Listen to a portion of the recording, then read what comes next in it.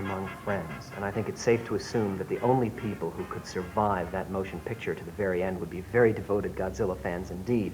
I think I can reveal some of the startling, dazzling movie magic that was used to render those two terrifying monsters you saw on the screen tonight. You may not believe it, but Godzilla and Ghidorah were actually only two gentlemen wearing monster suits, wandering around the sets playing with various Matchbox cars and other miniatures. Amazing, isn't it? Never would have guessed it. Doesn't matter. Despite the tacky special effects, Godzilla's movies are always triumphant. And think of the way he's defended the fair city of Tokyo over the years. He's beaten an array of awful monsters. He's killed a gigantic flying armadillo that tries to ravage the city, defeated a pterodactyl who comes back and means no good at all to the Japanese populace. He's even beaten King Kong, who somehow made it to the Far East. I don't know how.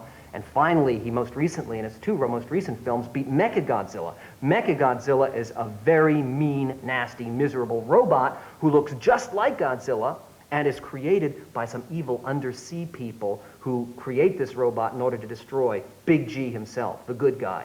But don't worry, Godzilla comes out on top. He always does. The only problem is he hasn't worked in front of the camera for 7 years. Hasn't made a movie for 7 years. Can't understand why. He must be waiting for the right script. Perhaps he wants to broaden his range as an actor. Take some meatier roles, perhaps. We have an exclusive tonight for viewers of the worst of Hollywood.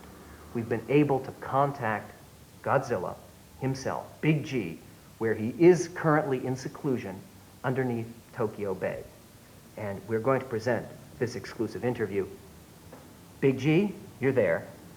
I just wanted to know if you have any key words for all your eager fans. Which of course in Japanese means the worst is yet to come.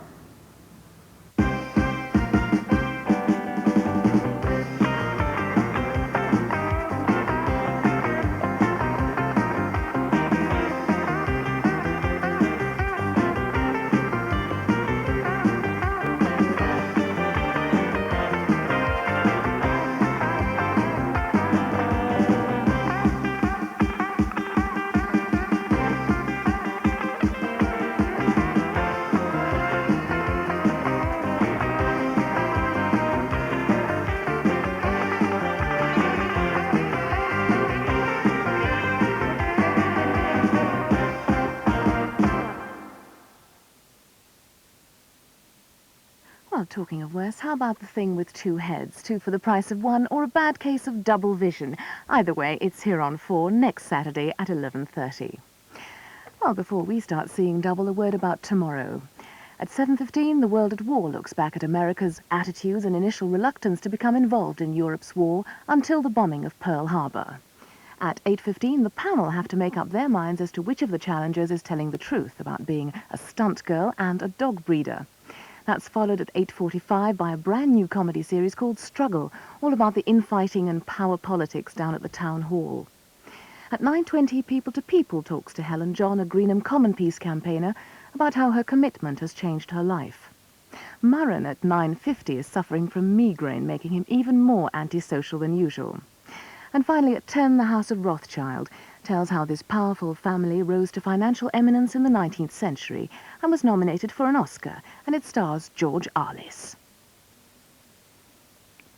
But from all of us here now at Channel 4, and from me, Veronica Hicks, we can wish you all now very good night.